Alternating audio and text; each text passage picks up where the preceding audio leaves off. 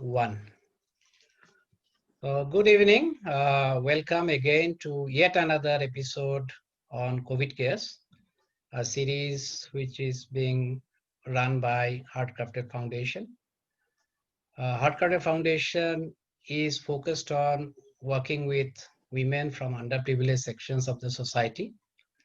It focuses on giving them sustainable livelihood through very targeted interventions in terms of supply chain, market access, raw material access, funding, and other initiatives.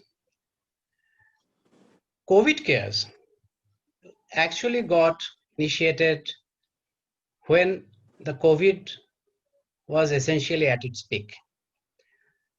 All of us started on 23rd March with a lot of fear, a lot of concern, a lot of panic. But slowly what we saw is that things are stabilizing. Though there are people on the road looking for food, money, shelter, trying to go back home, though there are people who are staying at home but probably facing the same challenges of income, cash, next meal, hospitals were choked, healthcare numbers were not getting through, emergencies were not to be attended, or people are fearful that their family members who are far off may not be having an access to essential needs. Thousands and thousands of Indians came forward and started helping others who are in need. We have seen people giving money, supplying food, giving essentials, giving shelter, healthcare, and many more. One of the things which I was very attracted to, in fact, I was curiously surprised, was an initiative which I saw in my own apartment. While a lot of the problems which we are talking about was visible to us, we probably did not see many other problems which are hidden from us. One example is the farmer, especially the small and marginal farmers. Suddenly the mandis were closed. The supply chain was broken.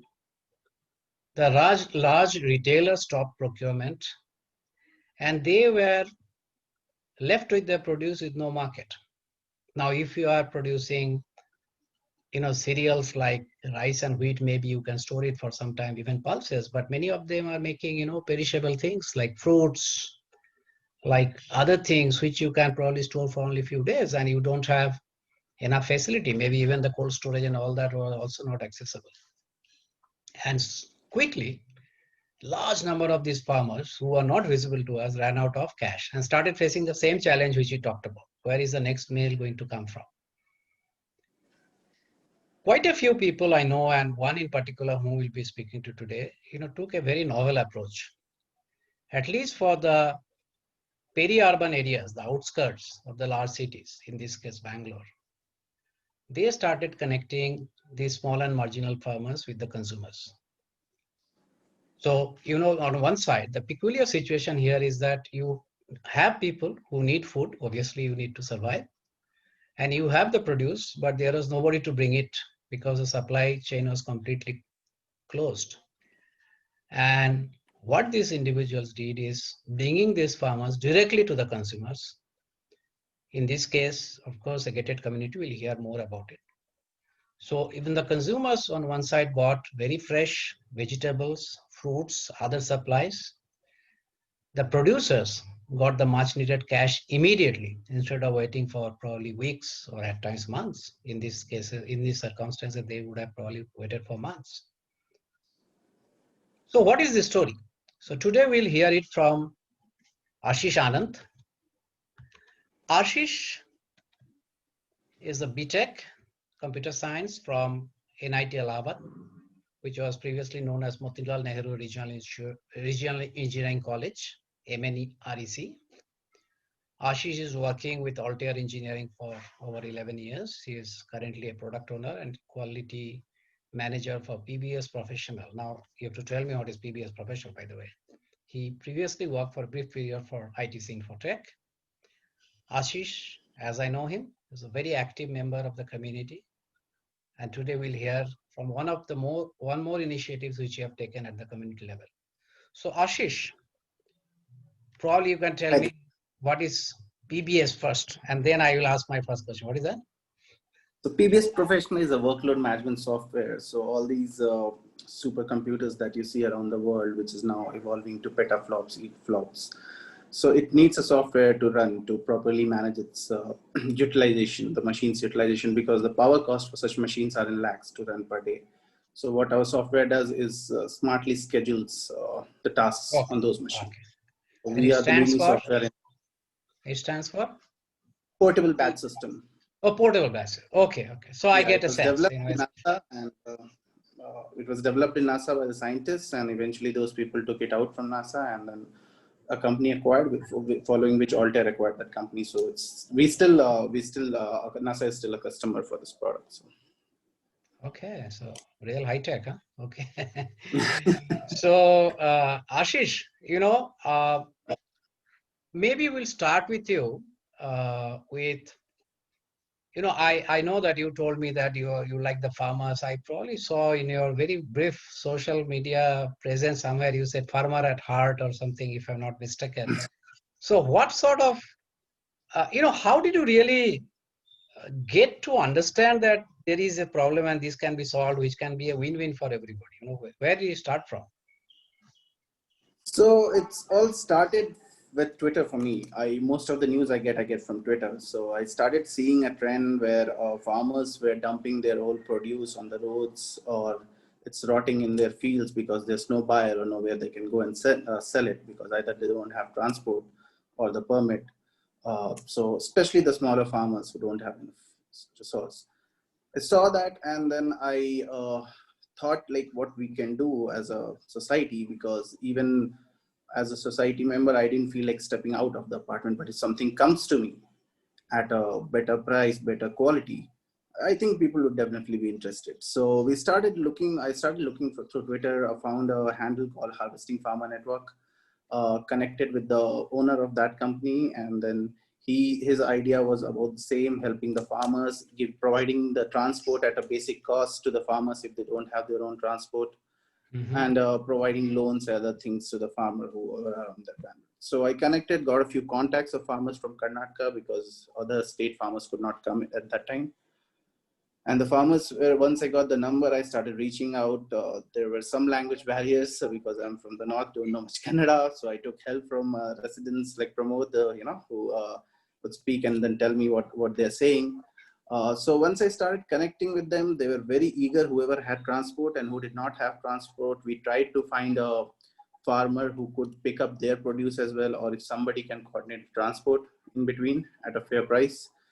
Uh, so once that started to happen, I felt like once the first delivery happened, people got encouraged as well, because then they got, first of all, the feeling of helping a farmer who's coming and telling you his story, which you understand, and you still start to connect with him, and he's giving you good quality produce at a very fair price, like less than 50% of the market price, because there's no middleman now. Even he's selling at a better rate that he would have sold otherwise.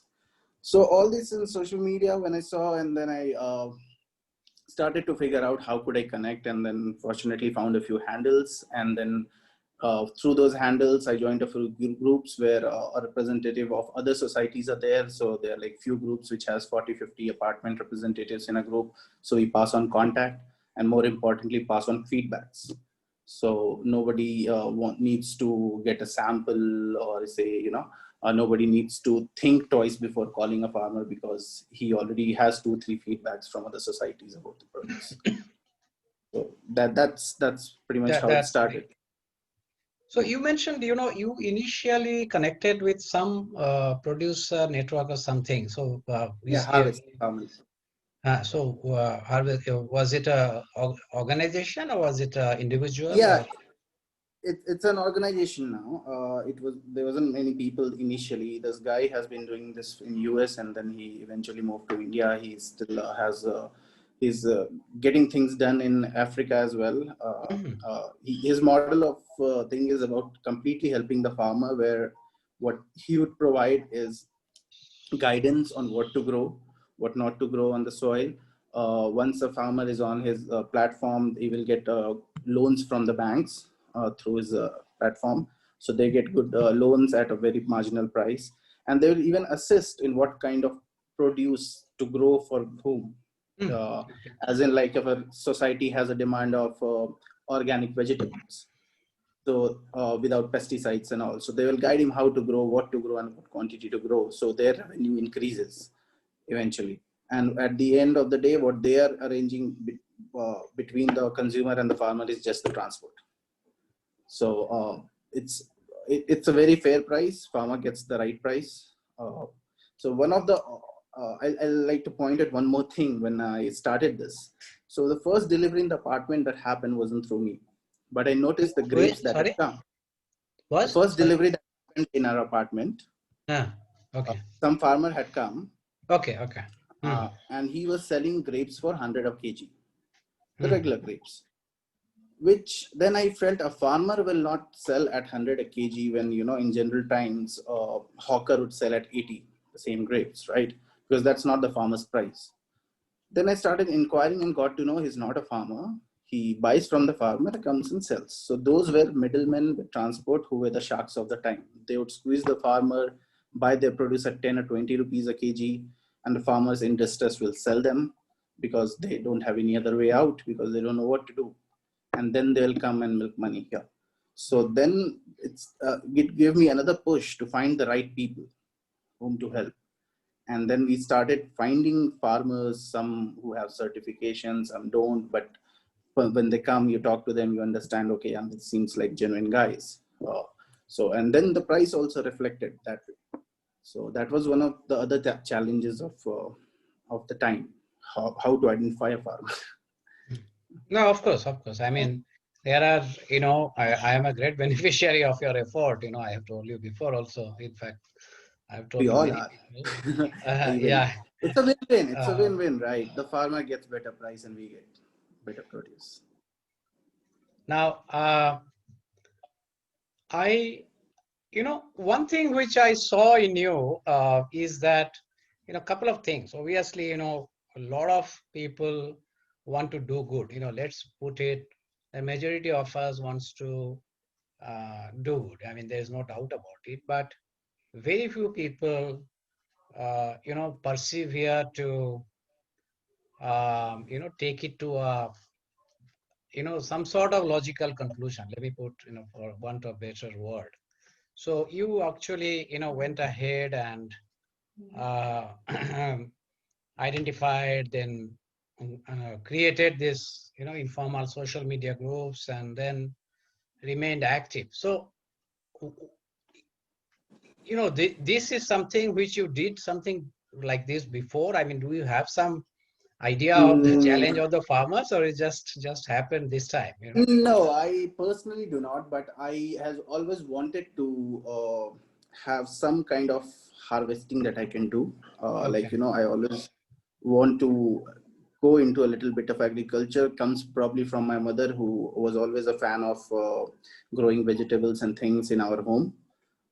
So we have this terrace farm as well, where she keeps growing vegetables, and so she is really into gardening that way. So even I started when I came here, whatever I could grow in my balcony, I grow. Sometimes cherry tomatoes and other stuff.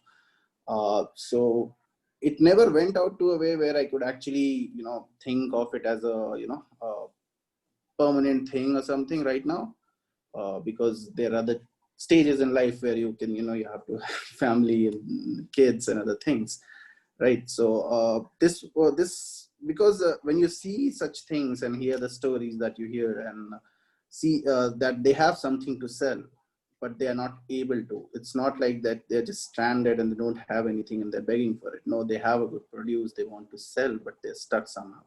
And it's really sad to see where a country where still poverty exists and people don't have food being thrown at the road, or getting bad in the farms. So I think anybody who sees that would feel something. It was just a matter of push from inside, how to do it and keep doing it. And probably I think COVID is one of the reasons, because I really didn't want to watch the news or follow groups where every day the whole discussion is about the numbers and this happened and that happened in country, what happened. So I really want to take my mind away from that. because it wasn't helping me personally in my mind space. So I wanted to focus on better things. So because I couldn't do anything about it anyways. So that was another push. And then once I started, it felt good. The farmers, how they responded, how they, said thanks and everything, and, so it all felt good. And it really felt that we are helping somebody and we are also in turn helping ourselves, getting better things. So, I think, Yeah, I really like what you said. A lot of us, I mean, I included, spend so much time just looking at the graph going up, going down, flattening, and, the morbidity, comorbidity. But end of yeah, the day, either you are helpless or you are anxious or both, right? But you couldn't do much. And, I think a lot of us have got our sanity back. Many people have taken their mind off this, but we spend a lot of time doing that. Which is an early call for you, which is very interesting. Now Ashish, I as I said, I am a beneficiary. So this is you have obviously I don't know really the full count you can give, but I think there is this fruits coming in and the other supplies, milk. Somebody is giving confectionery. right. Now I see that. Um, I'll tell you again, normally people will say, okay, मैंने चालू कर दिया, आगे चलो, and then, but I see that, you are continuing to respond to people, saying that they are waiting outside the gate. Sometimes people are unprofessional. Let me put it that way, that they are showing, ये खराब निकला हो. We are in a society. Some will not pick up the phone. The guy is at a loss. Yeah. He has brought. I'll not go into that, but how are you sort of managing this? It's just you alone, or and how are you ensuring that it's smooth? Because sometimes we are paying advance, sometimes we are paying on the spot. Sometimes supplies are not up to the mark. Sometimes the guy is not running. So how are you sort of managing? You seem to be managing very well. It's not easy in society situation. So what to do? What's your magic? Again, it's a little bit of personal interest because I have been always a very big fan of fruits since my childhood. I was called a fruitarian most of the times because that would be my meal twice a day at least. So, What is that? I never heard this. Protarian. fruitarian, yeah, What is it's that? just like vegetarian. Oh, fruit. Person who eats a lot of fruits, yeah. Oh, fruitarian. But Okay. Okay. so Okay. I always, even before COVID, otherwise I'd be very interested in fruits. But right now, hearing that we can get local, good quality produce, which other ways probably would have been exported or sent somewhere else at a very decent price, I want to keep continuing that as long as we can. Because it's always a supply and demand. Once the residents decide that, okay, we don't want it anymore, or we're not interested anymore, it will stop, right? So I felt that, as long as I'm able to continue and I can respond to people if I have time, and the work wise, if I can find time in days, because I can change my shifts that way, because we have both a Indian and a US team, right? So uh, it's more of a personal reason. I don't want it to stop, because we have shop right adjacent to us where you would get the same quality fruits at a much higher price, right? And in here also, once in a while, you'll get the farmers call messages, thank you for the business and everything, hope we can come again. Or when season for their fruit ends, there's still sometime ping and checks. I hope you guys are safe in your apartment. We'll see you next season and things like that. Also keeps motivating, and plus the fruits keep changing with the season, right? So everybody, just like when there were mangoes, there were abundance of all varieties of mango probably, which we would not have seen even in the supermarkets, from Gujarat to Bihar, UP, South mangoes, Tamil Nadu mangoes, all kinds of mangoes, right? Red mangoes, diabetic mangoes, what all things were coming. And then lychee came. I think for the first time, even for me, I've had good lychees in Bangalore since I've moved here for around 10 years, which would be a normal thing for me back home, right? And at a good price, right? So all these things keeps motivating me, like the next fruit would be custard apples, and I'm a big fan of that as well. So it just keeps me, okay, let's not stop this as long as it can continue. And by now I feel it more or less it's almost self-sustainable, because it's not as before where 100 queries would come, at once. So things are smoothened out. There's still some hiccups, but yeah, I mean, there are a bunch of people as well, like there's Pramod, Radhika, Nupur, Sneha, Umesh. So these guys also call a vendor, and because we have distributed it that way, like everybody of them has one vendor that they call, and then they handle that part. So it makes things easier. You don't have one person; you have a kind of a team that keeps doing that. So even if somebody is not present, other person can help them out. So I think it's been going on Yeah, like I that. think, that is one thing which you said, uh, that we probably, one thing to, of course, I have had so much mango I never had in my life, frankly, and, for the whole family. Uh, and, I today, I saw this rambutan, rambutan. I had once, few years back, I was in Myanmar and I had Mm, that, and it's not very available in India, right? You don't see that. yeah, And finally I said, oh, what is rambutan? I saw that and then I ordered one. So these are sort of things probably gets exported because they are very expensive, and we are probably lucky not only getting a good price, but we are getting the fresh, which is best of the yeah. best, right? Uh, right now, how many are coming in, and do you have an estimate of sort of what sort of business they would have done, maybe in terms of few thousand, I few lakhs or something? Oh, it's definitely in lakhs. It's I can't give you per number, but I have a rough figure in mind. Uh-huh. Since we started in April, I think we have given the business around 50 to 60 lakhs to all the farmers, and some middlemen included, which can, like fruits like lychee cannot come from a farmer; it has to be brought from the north from somebody. But yeah, but roughly 50 to 60 lakhs. So this is just the fruits, and then now we have other things also coming, right? You have this Right. So bakery. as the time changed, people evolved. They wanted imported fruits, and the restrictions went down. So it's not just Karnataka farmers now. And if you have to get a distant fruit, you have to have involved a middleman. But the thing about No, no, middlemen I now didn't is mean that that. I said that 50 no, to I 60 yeah, lakhs. and it Uh, doesn't but include your bakery and other items. It's just fruits. because they also, the bakeries and all, which may not be, they also face the Mm. same challenge, right? I mean, they have some Mm. capacity because I think government allowed 25% can come, so their capacity came back to say around 15%, but there is no market to reach because nobody is coming to the Right. store. So it would be upwards of 60 odd lakhs, maybe 70 lakhs or something at Yeah, if you least. include everything, definitely. Yeah. Okay, okay, We so have so had flowers, it's huge. bakeries, multiple bakeries, other things. Right, Yeah. right, right, right, right. And if you also enable the remaining, the neighboring apartments also, so it will Right. clearly, if you take those numbers, which probably you don't have, so it will be few crores actually. Yeah, So definitely. amazing, how many people we would have probably touched positively during this time is unimaginable, right? So Ashish, this is what, as we talk to people, this is self-discovery for me also, that so many, good things which probably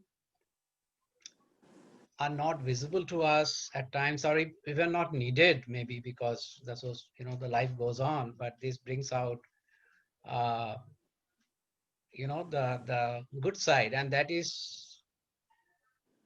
such a change, if you go back pre-COVID, and maybe last, from the time at least internet and WhatsApp and all became very popular, the Hmm. society looks like always fighting, right? I mean, people are against each other, and media is also contributing, from there Yeah. to this, uh, changes where, the fellow people are reaching. And there are so many instances of people who are very poor, they don't have themselves. I have one instance. I got a friend, I was actually connected with one group who are distributing food, and the friends called me saying, my carpenter who is from UP got stuck, he wants food, he's he doesn't have, so can you organize for tomorrow? So I said, okay, I will add you to the group.